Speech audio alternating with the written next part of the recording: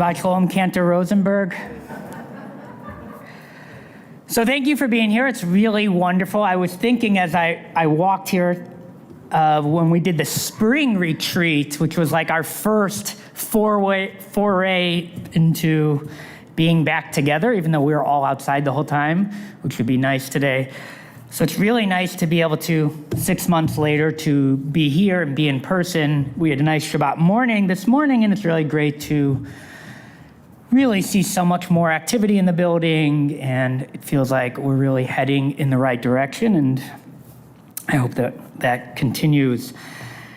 So as I wrote my email that went out this week, this has been a long time coming, and I really appreciate everyone for being here, and I especially want to highlight the people who have been a part of this cohort, who we've been studying together since the high holidays, and it has been such a joy to be able to engage with something that we haven't engaged with that is so essential to so many of our lives, and to be able to better our community by being more open and thoughtful is special.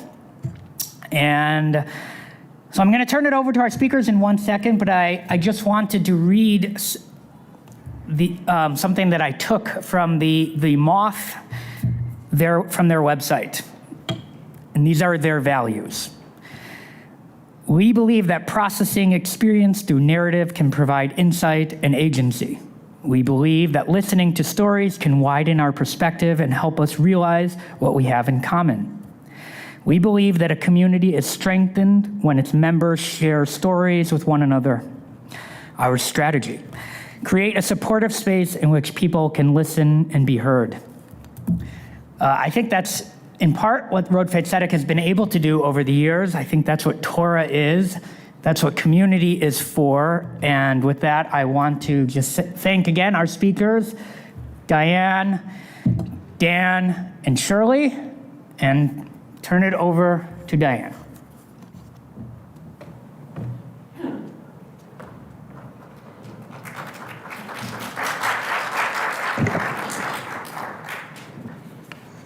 Okay, I think I'll stop now. When we first gathered with Rabbi Minkus, I thought we were going to talk about Israel. Instead, we were given the opening text of Noah. So what did we talk about? What we always talk about when we read Noah. Was he righteous only compared to his contemporaries, or righteous in an absolute sense? That God was disappointed in his creation, and at this point couldn't figure out how to fix it, so he decided to start over. That throughout the Torah, God struggles with how to respond to disappointment.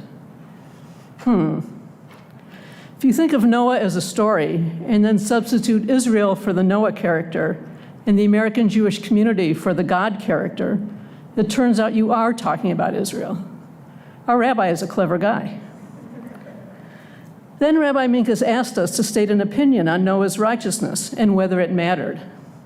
And Dan said that it would be interesting to see if the way a person lived her life, her personal philosophy, was consistent.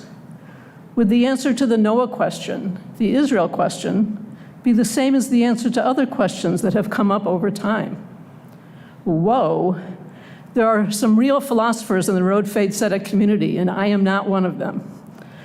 So I avoided answering the Noah question and went home, hoping to discover whether or not I have a personal philosophy. As I reflected on all of this, I realized that I have spent nearly 40 years developing my answer. As a primary care general internist, I have an image of the ideal patient. One who engages in 150 minutes of moderate intensity aerobic and resistance exercise every week, who eats a heart-healthy, balanced diet, gets all vaccinations and completes all colonoscopies. One who does not smoke, use illicit drugs, or drink excessive alcohol. And who cheerfully carries out all of my recommendations should illness develop despite this exemplary behavior. And what have I learned from thousands of hours of sitting in the exam room? That if you get rid of every patient who doesn't listen to you, who doesn't make the changes you recommend, who disappoints and frustrates you, you will soon have no patience. Well, maybe you'll have one. That you need to meet people where they are, work with them over time, listen to their lived experience, consider every small change a step in the right direction, accept that you may not agree on goals, and that even if you do agree on goals, you may never agree on process. In short, you have to care for the patient. Now, I think you have a general idea of what I'm going to say about Israel, but before I go on, I want to return to Noah for just a minute. Both classical and modern commentators disagree about Noah's righteousness. Some think he would be considered righteous no matter when he lived. Others, including Rashi, think he was righteous only in comparison to his wicked contemporaries, and that, if he had lived in the time of Abraham, he would have been insignificant. This is the crux of the problem with the Noah question. There is an implied value judgment. Who wants to jump on the just good enough bandwagon? Wouldn't we all rather be part of the really, really good no matter what else is happening group? Every Yom Kippur, we strive to go beyond just good enough. We want ourselves as Jews to live exemplary lives, and correspondingly, we want Israel to be an exemplary nation. As Jonathan Sarna, the renowned professor of Jewish history at Brandeis, said, the Zion that American Jews imagined in their minds, dreamed about and wrote about, was for centuries a mythical Zion, a Zion that revealed more about American Jewish ideals than about the realities of the land of Israel. Disagreement about Israel is, of course, not new. Europeans, with a robust history of expulsions and pogroms, conceived of Zionism as a political movement focused on returning an exiled and landless people to its ancestral homeland so that it could speak its own language and chart its own future. Jewish immigrants to the US were intent on assimilating into American society, generally thought of themselves primarily as a religious community rather than a people, and certainly did not consider themselves to be in exile. And while prominent figures such as Louis Brandeis thought to emphasize that Zionism and American patriotism could and did coexist, with support for Zionism being compatible with being an ideal US citizen, the Europeans were scornful, with Chaim Weizmann calling this Yankee Doodle Judaism. There's no need to catalog more examples of disagreement in the American Jewish community about Israel, or the disagreements between the American diaspora and Israelis about Judaism and Israel. Suffice it to say, there are endless examples. So where am I in all of this? I certainly grew up with an idealized view of Israel. My mother was in a sisterhood production of the play Milk and Honey, a 1961 musical about a group of widows touring the new state of Israel as it struggled for recognition. And I frequently listened to the soundtrack. The lyrics of the title song are, "This is the land of milk and honey, this is the land of sun and song, and this is the world of good and plenty, humble and proud and young and strong, and this is the place where the hopes of the homeless and the dreams of the lost combine. This is the land that heaven blessed, and this lovely land is mine." Additionally, there was a healthy dose of Paul Newman as Ari Ben Canaan in the movie Exodus. I was not quite 11 at the time of the Six-Day War and have no direct memory of it. I do clearly remember the palpable fear on Yom Kippur in 1973. It was always clear that my parents considered support of Israel an important part of our Jewish identity. I will spare you an accounting of the evolution of my thinking through every decade since then, and fast forward to address the two questions Rabbi Minkus asked us to answer. First, what do I want to tell you? I believe that we Jews are a complicated conglomeration of a religion and a people, and that our nation state of Israel has the right to exist, should exist, and must exist. For me, Israel is the fulfillment of a dream, a safe haven and a home for Jews who are there by choice or to escape anti-Semitism or to escape war. Today, as we are together here, Israel stands ready to accept any Ukrainian Jew who wishes to go there. It is a place that calls to me through historical and cultural connection. Where else would the airport staff wish me Shavua Tov? I believe there are two narratives that need to be recognized and heard, but framing them as Israel the oppressor and Palestine the helpless victim is, in my opinion, neither accurate nor constructive. Do I wish that Israel could be truly better than all other nations, just as I wish that Jews could be truly better than all other people? Absolutely. But just as I understand that the ideal patient does not exist and commit myself to caring for the imperfect, I understand and accept that Israel is imperfect, that it has, shall we say, some issues, maybe quite a few issues.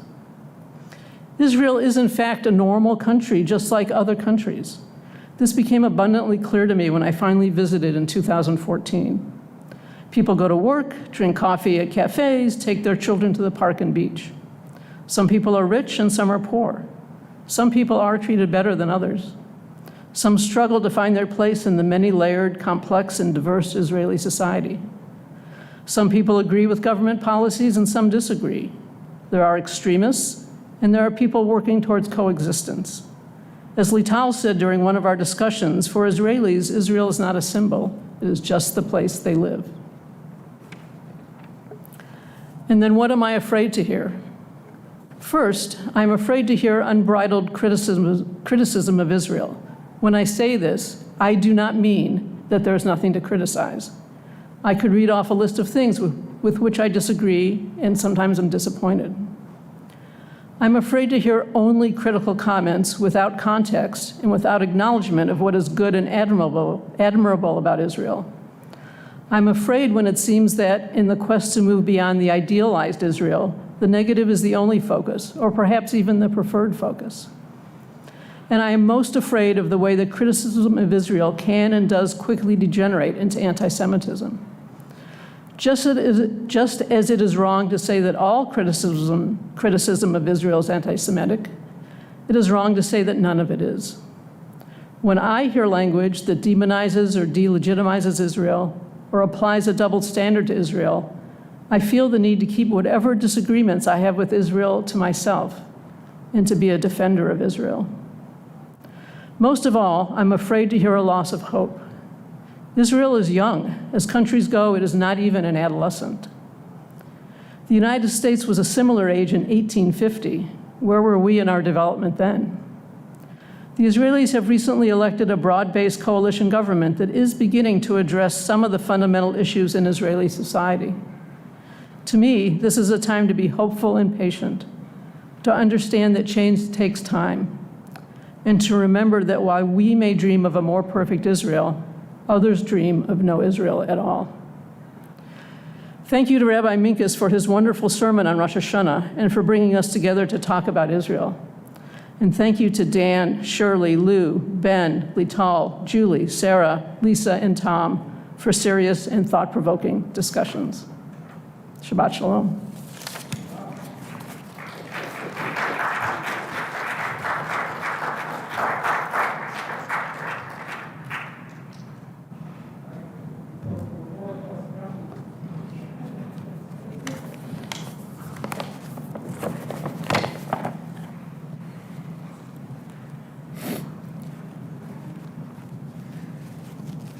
Nice to be able to breathe. I grew up in American suburbia, Plainview, New York. My father was the rabbi of a mid-sized synagogue called the Minetto Hill Jewish Center. Plainview is right in the middle of Long Island. I know this, even though I moved away when I was 14 before I learned to drive, when you really learn the geography of a place. Because just about every institution in Plainview, other than the Minetto Hill Jewish Center, is called the Mid-Island this, the Mid-Island that.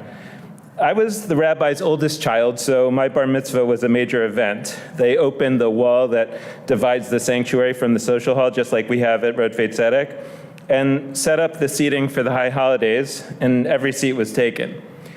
The Minetto Hill Jewish Center read the Torah on the triennial cycle, but I had to read the entire portion. And the moment is seared into my memory when I got up to begin my speech, as my newly deepening voice cracked, I welcomed everybody with a Shabbat Shalom. The week after my bar mitzvah, our family left for a 3-month visit to Israel, the place of my father's birth, though he had come to the US when he was 3 years old, ironically, in 1947. My grandmother had come from a religious Zionist family in Lithuania, but my grandfather had fled the Bolsheviks because his father had been a capitalist in St. Petersburg. So when his rich uncle in America, literally, he owned a shoe factory, offered to sponsor him to leave British Mandatory Palestine and come here, he grabbed the opportunity. Well, I'd been looking forward I'd been looking forward to this long visit to Israel, my first trip since I was 8. And I recently found a sort of a journal that I kept on that original visit, and I had been quite the young Zionist. 8-year-old me wrote that I looked forward to returning in 10 years so that I could become a chayal in Tzahal, a soldier in the IDF. Now that I was 13, I looked forward to seeing Jerusalem, Masada, the Dead Sea, the rest of the places that I'd been studying about at my Jewish day school. The trip took a dark turn about a month in when, after seeing all the tourist sites, we took up residence in a Tel Aviv apartment, and my father began to disappear all day while my mother kept my 2 younger sisters and me entertained. One day I asked her where my dad went every day, and she said that he was going on job interviews. I didn't worry about it, though. It was just something he did every time. She said it was just something he did every time that we came to Israel. He just liked to check if it was a viable option, just in case.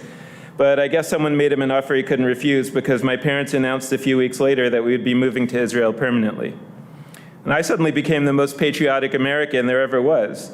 For the 4 years that I lived in Israel, a huge American flag hung from the wall of my bedroom just next to the poster of Mr. T and the A-Team. When I had an opportunity to see Dire Straits or Leonard Cohen in concert one summer in Tel Aviv, I chose to see Culture Club because that was what my middle school friends had been listening to just before my Long Island childhood was arrested. I was one of the people like Ronald Reagan who didn't dig too deep into the lyrics of Bruce Springsteen's Born in the USA and just heard its chorus in a loop in my head as a kind of identity mantra. I might have thought that I loved America because it was a shining city on a hill, but it had much more to do with my history than America's. When we'd first moved to Israel, my parents and I had made a deal. I would go with minimal resistance, and they would get me a dog. And they would wait to officially make Aliyah and become Israeli citizens until after I came back to America for college. They didn't get the dog for 3 years, until my senior year in high school. Our first apartment was too small, there was too much transition going on. I can't even remember all the excuses anymore. But recently, I've been helping my niece study her bat mitzvah portion, where the angels come to tell 100-year-old Abraham and 90-year-old Sarah that God will finally uphold God's end of the bargain they made if they moved to Israel. He would give them a son. And Sarah laughs, I think, at the absurdity of the notion that you can take forever to keep a promise and still get credit for it. But my parents did arrange things that I could go to college in America, and I did. And when I came back to the US at age 18, expecting to pick up right on the 14-year-old's idyllic lost suburban teenagerhood, now supplemented with an intense childish patriotism born of personal trauma, I was instead dropped into the middle of a ridiculous and racist presidential campaign featuring attack ads with Mike Dukakis riding a tank with a goofy helmet on and Lee Atwater's infamous Willie Horton ad on behalf of the first George Bush, and an absurdist debate over whether the patriotism of a public servant could be evaluated on the basis of his support for requiring the Pledge of Allegiance to be said in the morning in public schools. Don't get me wrong, I loved college and I loved being in America, but I quickly came to see that I'd been loving an idealized version of America that existed only in my traumatized head, and over time I came to see that idolizing America, or anything else, is neither a healthy nor a sensible way to have a relationship. The problem with idolatry is that idols are fixed in place, while real people, real places, real institutions are fluid and in constant motion. No person and no country should be idolized. Just as we change over time, so do other people and so do countries. We change, our views of others change, our relationships change, friends drift apart, couples get divorced, kids we've never talked to in high school become dear friends, and divorced couples sometimes remarry. Maybe Judaism's condemnation of idolatry is less about a jealous God and more about idolatry's fundamental failure to recognize one of the deepest truths about life. Things change, our relationships change, and to expect that we or others should hold a fixed and unchanging view of anything is to fail to grow up and become the mature adults Judaism wants us to be. So I do love America, but I don't idolize America. When black athletes kneel when the Star-Spangled Banner is sung, I don't think they're being unpatriotic or disrespectful to the military. I think it can be an act of love and patriotism to express that America has let you down and has not proven worthy of reflexive reverence.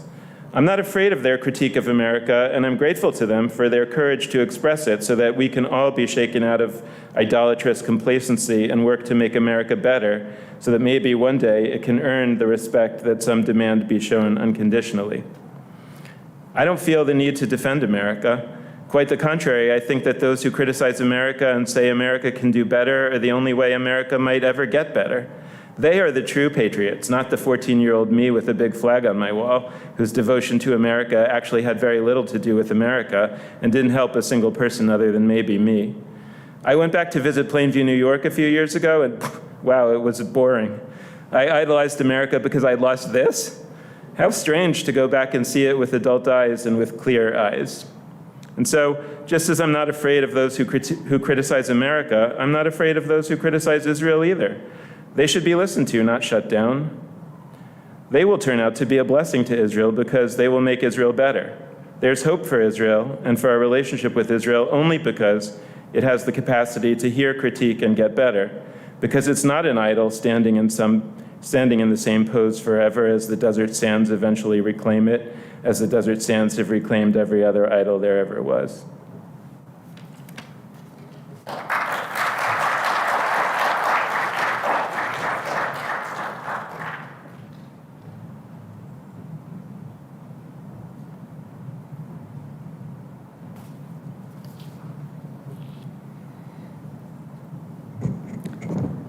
Shabbat Shalom.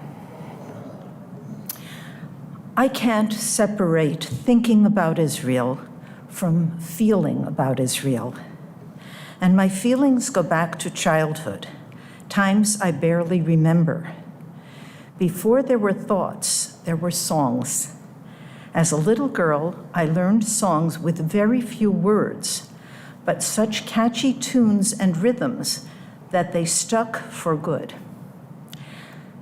Eretz Zavat Chalav, Chalav u'Davash, Eretz Zavat Chalav, Chalav u'Davash, Eretz Zavat Chalav, Chalav u'Davash, Eretz Zavat Chalav, Chalav u'Davash, and so on.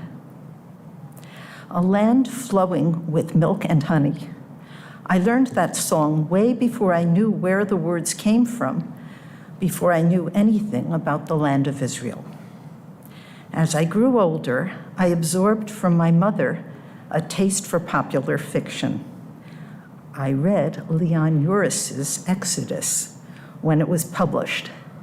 I was 12, and I gobbled up its 600+ pages in one sitting. Then came the movie with Ernest Gold's stirring theme song, not to mention my idol, Paul Newman.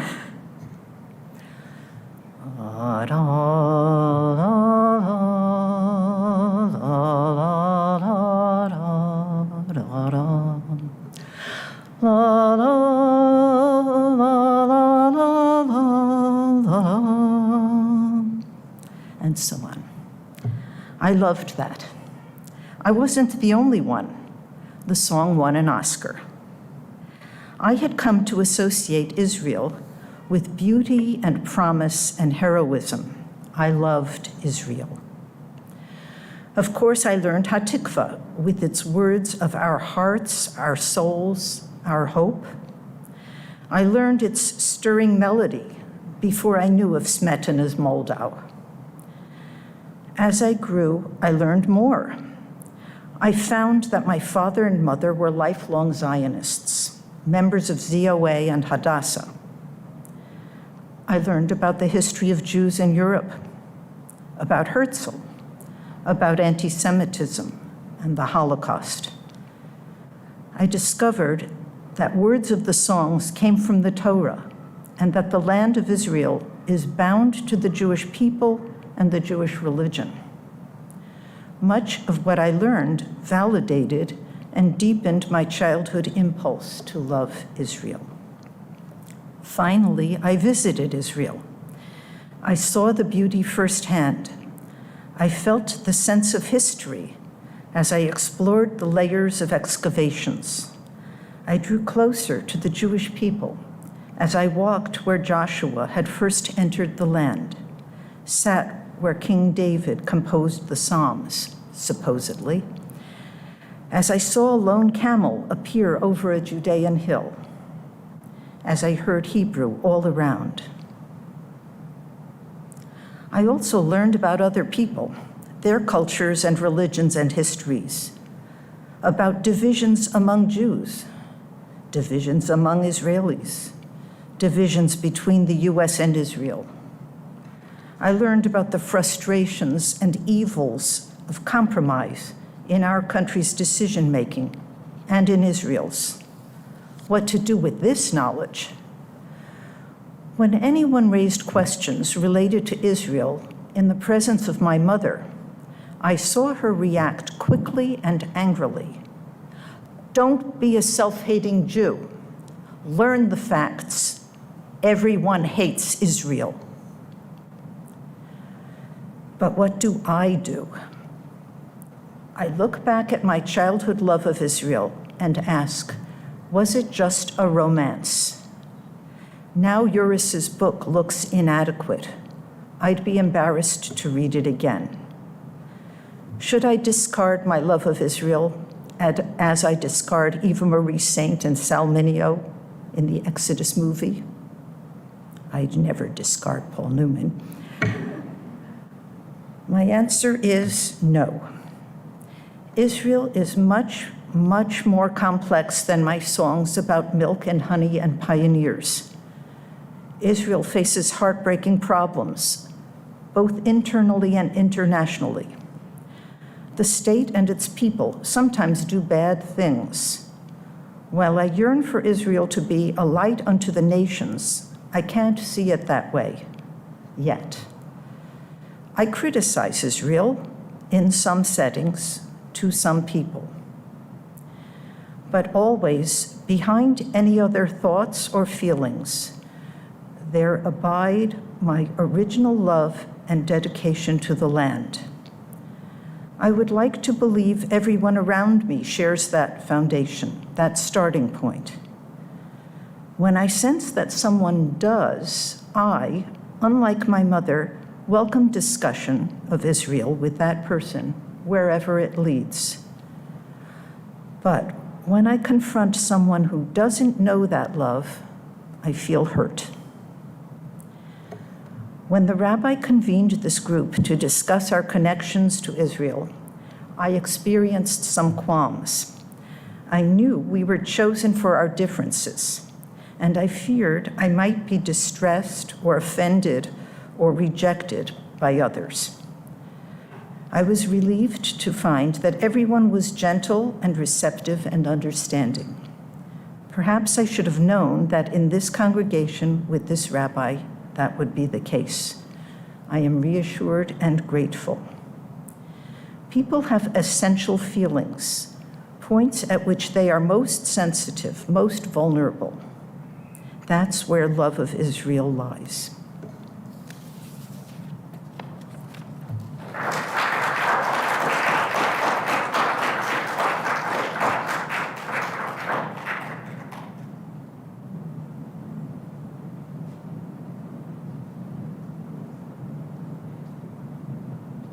How about another round of applause?